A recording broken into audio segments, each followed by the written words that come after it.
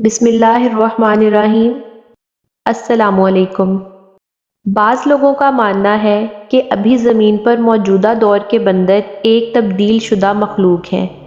ان کا کہنا ہے کہ یہ بنی اسرائیل کی اس نسل سے تعلق رکھتے ہیں جن پر عذاب نازل کیا گیا اور انہیں سزا کے طور پر بندر بنا دیا گیا۔ اسی عذاب میں وہ ابھی تک مبتلا ہیں۔ اس بات میں کتنی سچائی ہے؟ کیا واقعی بندروں کی موجودہ نسل اس قوم سے تعلق رکھتی ہے جن پر عذاب آیا؟ اور اس قوم نے ایسے کون سے گناہ کیے تھے جن کی وجہ سے ان کو ایسی سزا دی گئی؟ ان تمام سوالات کے جوابات آج ہم اس ویڈیو میں جانیں گے۔ قرآن مجید میں بہت سی اقوام کے ایسے واقعات موجود ہیں جن میں اللہ کی نافرمانی اور ان لوگوں کی بدعمالیوں کی وجہ سے ان کو عذاب الہی کا سامنا کرنا پڑا۔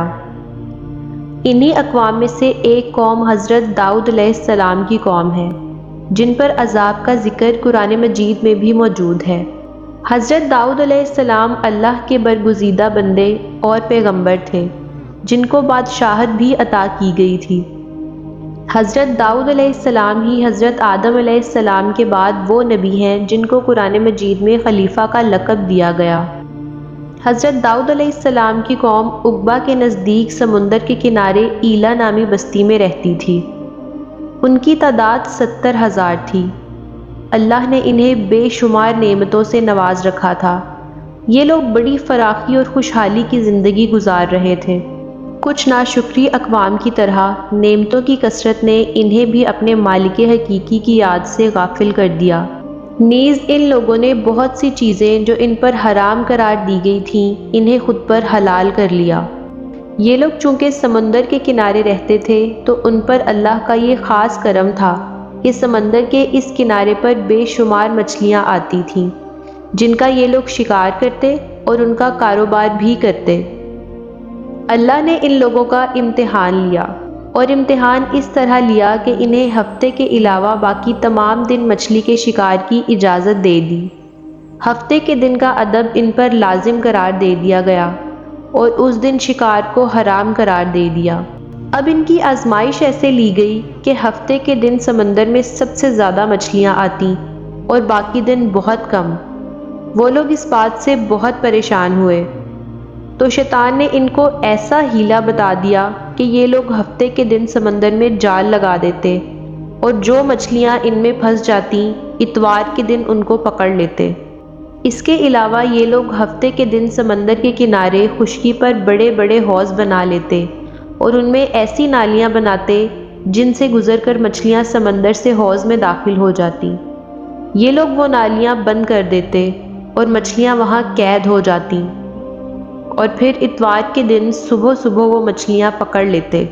مگر ان لوگوں نے یہ نہ سوچا کہ اگر مچھلیاں سمندر سے جال یا حوض میں آ کر قید ہو گئیں تو یہ بھی تو شکار ہی ہوا نا، اور یہ ہفتے کے دن کا ہی شکار تھا جو ان کے لیے حرام تھا۔ اب اس موقع پر ان یہودیوں کے 3 گروہ ہو گئے۔ ایک گروہ ان لوگوں کا تھا جو اس شیطانی ترکیب سے منع کیا کرتے تھے اور ناراض ہو کر شکار سے باز رہے۔ دوسرا گروہ ان لوگوں کا تھا جو اس کام کو دل سے برا جانتے تھے اور منع کرنے والوں کو کہتے تھے کہ تم لوگ کیوں ان لوگوں کو منع کرتے ہو جنہیں اللہ ہلاک کرنے والا ہے اور انہیں سخت سزا دینے والا ہے۔ اور تیسرا گروہ ان لوگوں کا تھا جو حکم خداوندی کی مخالفت کرتے ہوئے ہفتے کے دن شکار کیا کرتے تھے اور ان مچھلیوں کو کھایا اور بیچا کرتے تھے۔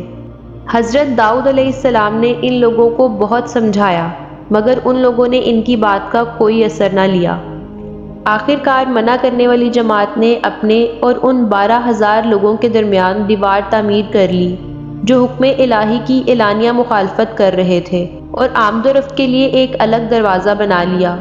اب دیوار کے ایک طرف وہ نافرمان لوگ تھے اور ایک طرف وہ جو اس گناہ سے باز رہے۔ حضرت داؤد علیہ السلام نے ان گنہگاروں پر لعنت فرما دی۔ ایک دن ایسا ہوا کہ ان نافرمانوں میں سے کوئی بھی اپنے گھر سے نہ نکلا تو لوگوں نے دیوار پر چڑھ کر دیکھا تو کیا دیکھتے ہیں کہ وہ 12,000 لوگ جو دیوار کے اس پار تھے سب کے سب بندروں کی شکل میں تبدیل ہو چکے ہیں لوگ دروازہ کھول کر جب اندر داخل ہوئے تو وہ بندر اپنے رشتہ داروں کو پہچانتے تھے اور ان کے پاس آ کر ان کے کپڑوں کو سونگھتے اور زار و کتار روتے تھے، مگر وہ کچھ بول نہیں پا رہے تھے اور نہ ہی ان بندروں کو ان کے رشتہ دار پہچان پا رہے تھے۔ آخر کار وہ بندر بن جانے والے گنہگار اسی طرح روتے روتے ہلاک ہو گئے۔ شکار سے منع کرنے والا گروہ اس ہلاکت سے محفوظ رہا۔ دل سے اس فعل کو برا جاننے والوں کو بھی اللہ نے بچا لیا۔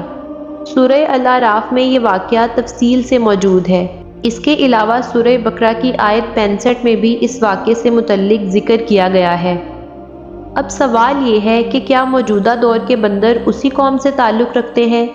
تو اس کا جواب نہیں ہے، کیونکہ وہ 12,000 لوگ صرف 3 دن تک زندہ رہے۔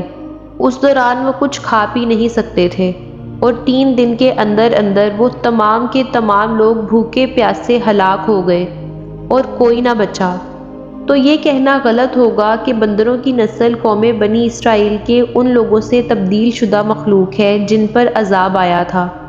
اسی بارے میں حضرت عبداللہ بن مسعود رضی اللہ تعالیٰ عنہ سے صحیح مسلم میں منقول ہے کہ کسی نے رسول اللہ صلی اللہ علیہ وآلہ وسلم سے پوچھا کہ جو بندر ہمیں آج دکھائی دیتے ہیں کیا وہ حضرت داؤد علیہ السلام کی قوم میں سے ہے؟ کیا وہ ان لوگوں میں سے ہیں جن پر عذاب نازل کیا گیا؟ اس پر رسول اللہ صلی اللہ علیہ وآلہ وسلم نے فرمایا کہ اللہ کسی قوم پر جب کوئی عذاب بھیجتا ہے تو وہ عذاب بس انہی نافرمان لوگوں کے لیے ہوتا ہے، اس کی سزا بھی بس انہی لوگوں کو ملتی ہے۔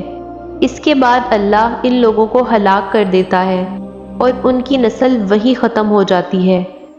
جب اقوام اللہ اور اس کے پیغمبروں کی متعین کردہ حدود سے تجاوز کر جائیں اور سرکشی اور نافرمانی پر اتر آئیں اور ان پر اللہ کے نبی لعنت فرما دیں تو پھر ان لوگوں کو ہولناک عذاب سے کوئی نہیں بچا سکتا۔ وہ لوگ دنیا میں بھی تباہ و برباد ہوتے ہیں اور آخرت میں بھی ذلیل و رسوا ہوں گے۔ اللہ ہم سب مسلمانوں کو اللہ اور اس کے رسول صلی اللہ علیہ وآلہ وسلم کا فرما بردار بنائے اور صراط مستقیم پر چلنے کی توفیق عطا فرمائے، آمین۔ امید ہے کہ آپ کو آج کی ویڈیو اچھی لگی ہوگی، تو کامنٹ سیکشن میں ضرور بتائیے گا اور اس ویڈیو کو لائک اور شیئر کرنا مت بھولیں۔ مزید معلوماتی ویڈیوز کے لیے میرے چینل کو سبسکرائب کریں اور بیل آئیکن پہ کلک کریں۔